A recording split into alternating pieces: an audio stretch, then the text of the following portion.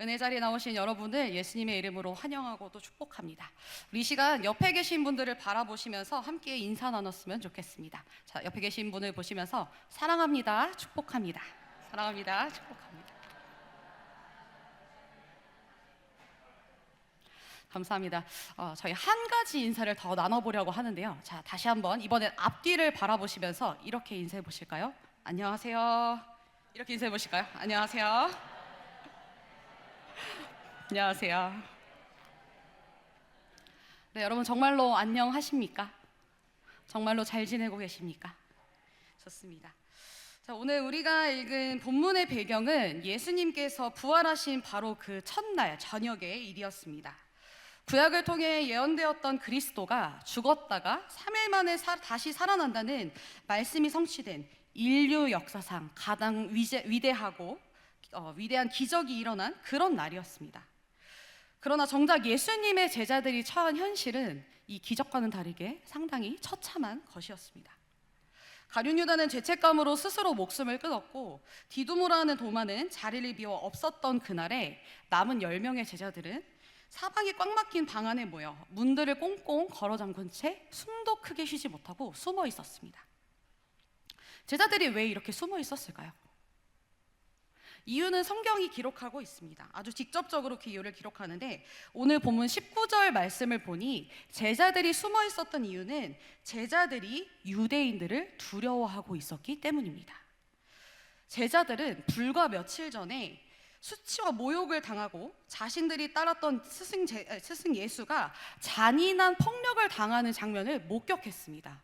수치와 모욕 속에 예수님은 유대인들의 폭력을 당해야 했고 온몸이 넉마가 될 때까지 맞고 이미 초죽음이 된 상태로 십자가를 지고 골고다에 오르시는 것을 제자들은 목격해야 했어요. 세상을 구원할 왕이 될 줄 알았던 예수가 사람들의 저주와 조롱 속에서 가장 저주받은 형벌로 십자가형으로 생을 마감한 것입니다. 심지어 그에게 씌워진 죄명은 바로 신성모독죄였습니다. 예수는 이미 죽었으니 유대인들이 다음으로는 누구를 노리고 있었을까요? 그 예수의 도당 제자들이었을 것입니다. 그리고 이 사실 또한 제자들도 예상을 하고 있었습니다. 그래서 제자들은 언제 문을 부수고 들어와서 자신들을 죽일지 모르는 그 유대인들을 두려워하며 문을 걸어 잠그고 숨어 있어야만 했습니다.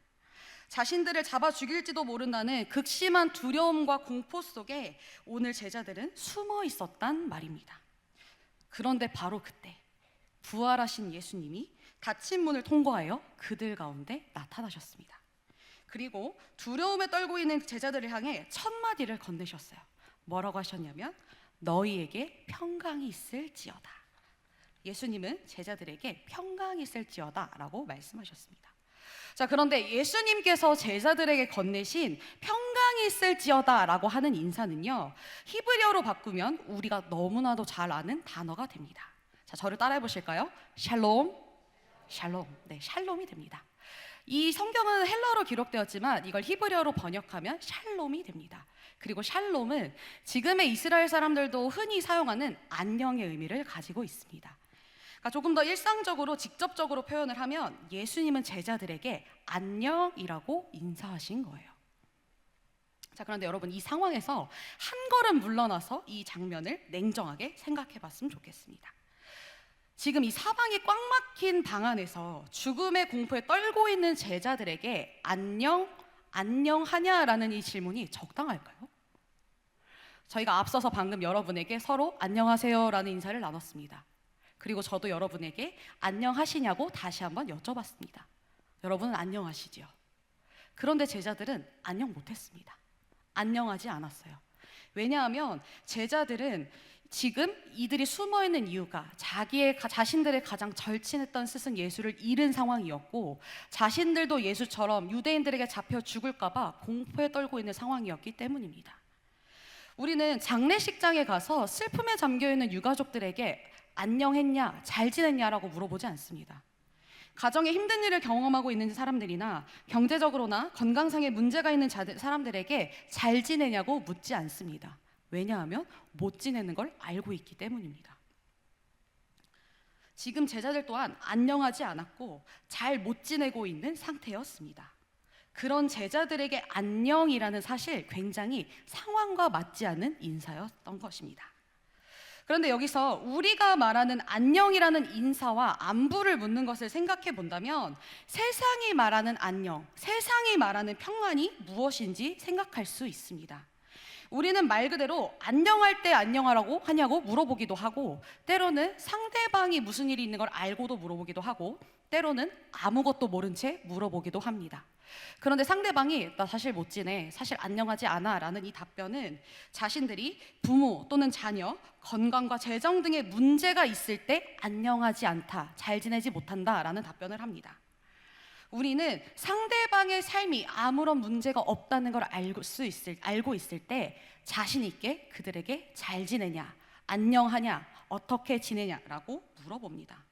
세상이 말하는 평안은 이처럼 아무 일도 없는 무탈한 상황과 환경에서 기인한다는 것입니다. 어려움을 주는 상황이 해결되고 부족한 돈이 채워지고 몸이 아프지 않고 내 삶을 위협하는 문제들이 사라져야 비로소 평안한 상황이라고, 안녕하다고 믿습니다. 상황이 평안의 기준이 된다는 것입니다. 그러나 여러분, 성경이 말하는 평안은 세상이 말하는 평안과 다릅니다. 성경이 말하는 평안은 환경의 문제가 아니라 상태를 의미합니다. 요한복음 14장 27절을 보니 예수님께서는 평안을 너에게 끼치노니 곧 나의 평안을 너희에게 주노라. 내가 너희에게 주는 것은 세상이 주는 것과 같지 아니하다라고 말씀하셨습니다. 세상의 환경은 여전히 고난 속에 있고, 제자들처럼 유대인들이 칼을 향하고 있고 겨누고 있고 문을 걸어 잠가야만 하는 위험천만한 상황이라 할지라도, 예수께서 우리와 함께 하심으로 우리가 그분과 동행하며 그분의 자녀된 그 자리를 있을 때, 자녀된 자리에 놓여 있을 때 비로소 누리는 것, 그것이 바로 성경이 말하는 평안이라는 것입니다. 예수님께서 주시는 평안은 우리의 상황이나 환경이나 어떤 것으로 결정되는 것이 아닙니다. 그분과 동행하며 함께할 때 누리는 것이 진정한 평안입니다. 즉, 환경이 아니라 하나님의 자녀된 자리, 예수님과 동행하는 상태가 바로 평안을 결정한다는 것입니다. 오늘 본문을 보니 제자들은 안녕하지 못했습니다. 두려웠고 절망했고 극심한 상실과 공포 속에서 숨는 것 외에는 할 수 있는 것이 아무것도 없었습니다. 무력한 상황 속에 있었습니다. 그러나 예수님께서 제자들을 향해 샬롬, 평안이 있을지어다 라고 하시자 제자들은 안녕해집니다. 그들 앞에 계시는 예수님이 비로소 자신들의 눈에 들어오고 그들의 두려움이 기쁨으로 바뀌었다고 성경은 기록하고 있습니다. 왜냐하면 예수님이 우리의 평안 되시기 때문에, 예수님께서 평안할지어다 라고 하셨을 때 제자들은 안녕해질 수 있는 것입니다. 자, 여기서 우리는 예수님의 독특한 방법에 한번 주목하고자 합니다. 예수님은 두려워하는 제자들에게 위로하지 않으셨어요. 야, 너네 정말 힘들었지, 내가 그렇게 맞는 걸 보면서 얼마나 무서웠니? 라고 하지 않으셨어요. 제자들을 근데 내가 다 뜻이 있었어, 너희가 좀 알아줬으면 좋겠다 라고 달래지도 않으셨고, 그들을 구슬리거나 설득하거나 갑작스러운 상실을 겪어야만 했던 제자들을 위로하지도 않으셨고 용서를 구하지도 않으셨어요. 예수님의 방법은 독특합니다. 이 성도님들 중에는 아시는 분도 계시고 모르시는 분들도 계시는데, 제가 예전에 방송작가 생활을 잠깐 한 적이 있습니다. 잘 어울리죠? 예전에 기독교 방송국에서 잠깐 이제 프로그램을 담당하며 막내 작가 생활을 했던 적이 있습니다. 정말 우연한 기회에 방송 작가 생활을 시작하게 됐고, 정기적으로 하는 프로그램이 아니라 1년에 2번 상반기와 하반기에 저희가 한 1년, 반년 동안 이런 사역을 했습니다 라고 발표하는 내용의 그런 프로그램에 들어갔었어요. 그래서 저희는 이제 PD 5분이 월요일부터 금요일까지를 맡고, 저는 그 중에서도 월요일을 담당하시는 PD님의 팀에 합류해서 막내 작가 생활을 하게 됐습니다. 그래서 월요일 날 한 할머니 집사님이 게스트로 나오셨어요. 근데 이 집사님이 이력이 상당히 독특한 분이었습니다. 그분의 과거가 어떠한 분이었냐면요, 그분은 무속인 생활을 하시던 분이었어요. 그래서 과거에 무속인으로 아주 오랫동안 생활을 하시다가 어떠한 계기로 하나님을 만나고 회심해서 신앙의 길을 걷게 되셨고, 그리고 집사까지 되셔서 그렇게 살아가고 계시는 그런 분이 게스트로 나오셨어요. 근데 그분이 이제 이전에 프로그램들 본인의 이제 삶을 간증으로 이제 방송 중에 말씀을 하시는데 이런 말씀을 하시는 거예요. 본인은 아직도 전도를 하러 나갈 때 집에서 점을 보고 나간다는 거예요. 그래서 점을 봐서 오늘 전도할 사람이 있는가 없는가를 점을 쳐서 점괘가 나오면 오늘 예수 믿을 사람이 있다 하면은 그제서야 밖으로 나가신대요. 그리고 나가서 전도할 사람을 만나면 이렇게 말씀하신대요. 너 예수 안 믿으면 네 아들 교통사고 나서 죽을 거야 라고 한다는 거예요. 참고로 제가 맡았던 방송은 생방송이었습니다. 생방송 중에 이 집사님이 이런 말씀을 하신 거예요. 난리가 났어요. 메인 작가님은 스케치북에 X자를 쳐서 높이 들고 계시고, MC분들도 당황해서 막 집사님을 막 만류하면서 집사님 그렇게 말씀하시면 안 된다고. 그래서 상황은 일단락이 됐는데, 사실 그분이 표현하신 그 방법이 예전에 전도를 나가서 이렇게 말씀하셨다는 방법이 교회적이지 않습니다. 예수님의 방법은 더욱더 아니고요. 이분은 아마도 본인의 이전의 생활에, 이전의 삶에서 아주 익숙했던 방법대로 다시금 표현을 하셨던 것 같아요. 나쁜 일이 올 거라는 위협으로 상대방의 선택지를 제거하는 방식으로 일종의 협박에 가까운 그런 방법으로 타인을 설득이라고 표현하면 좋을까요? 설득하려고 하셨던 것 같습니다. 그런데 오늘 성경을 통해서 발견할 수 있는 예수님의 방법은 무엇이냐면요. 자, 저를 따라 한번 해보실까요? 예수님은 선포하셨다. 네, 예수님은 선포하셨습니다. 예수님의 방법은 언제나 선포였습니다.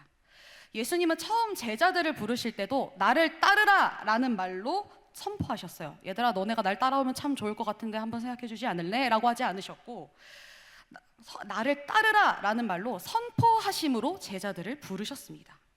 말씀을 전하실 때 귀 있는 자는 들을지어다 라고 선포하셨고, 공생애를 시작하실 때도 천국이 가까이 왔으니 회개하고 복음을 믿어라 라고 선포하셨습니다.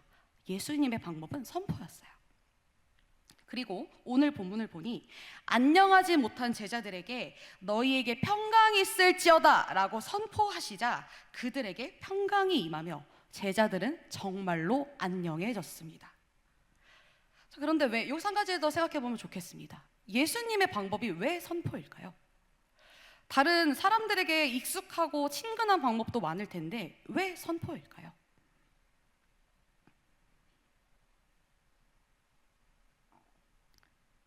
어디선가 말씀하시는 것 같은데 예수님의 방법이 선포인 이유는요, 예수님의 말씀은 곧 진리이기 때문입니다. 진리는 설득할 필요가 없는 변함없는 사실이며 유일한 진실입니다. 예수님이 곧 길이요 진리요 생명 되시기 때문에 예수님은 설득하실 이유가 없으셨고 협박하실 이유가 없으셨습니다. 예수님의 선포는 그 자체로 완전한 것이었습니다. 세상과 사단은 끊임없이 우리에게 속삭이며 설득하고 때로는 유혹하며 위협하고 협박합니다. 그 집사님의 오랜 방법처럼 선택지를 제거하고 두려움을 주어 선택지를 없애서 우리가 교묘하게 선택할 수밖에 없도록 우리를 몰아가기도 합니다. 그러나 진리는 설득할 필요 없이 선포하는 것 그 자체로 능력이 있는 유일한 능력인 줄로 믿습니다. 진리는 변함없으며 그 자체로 힘이 있기에 오직 당당하게 선포될 뿐입니다. 그리고 우리 예수님은 유일한 진리 되시는 줄로 믿습니다. 사랑하는 성도 여러분, 참 진리신 예수님께서 그 옛날 제자들에게 말씀하셨듯이 오늘 우리의 안녕하지 못한 삶 가운데 오셔서 오늘 우리에게 동일하게 말씀하십니다. 너희에게 평강이 있을지어다. 예수님께서 선포하신 그 안녕의 은혜가 저와 여러분의 삶에 유효하기를 소망합니다. 예수님은 제자들에게 평안을 선포하며 그들의 두려움에서 기쁨으로 상태를 바꾸신 후에 곧바로 21절에서 이렇게 말씀하십니다. 아버지께서 나를 보내신 것 같이 나도 너희를 보내노라. 안녕을 선포받아 평안해진 제자들을 향해 가라고 말씀하십니다. 나도 너희를 보내니 너희도 가라. 다시 그 두렵고 험한 세상 가운데로, 사역의 자리 가운데로 가라고 예수님께서 말씀하십니다. 왜 그 두려운 자리로 다시 제자들을 보내실까요? 유대인들이 무서워 피해 있는 숨어 있는 그 제자들에게 왜 다시 가라고 말씀하실까요?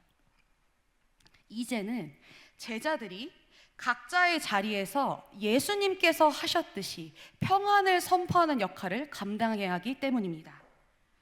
예수님께서 하셨던 것처럼 평안을 선포하는 자로 살아내야 하기 때문입니다. 예수께서 이 땅에 이루신 그 성취의 목격자로 증인으로 살아가야 하기 때문입니다. 그리고 그것이 바로 제자이기 때문입니다.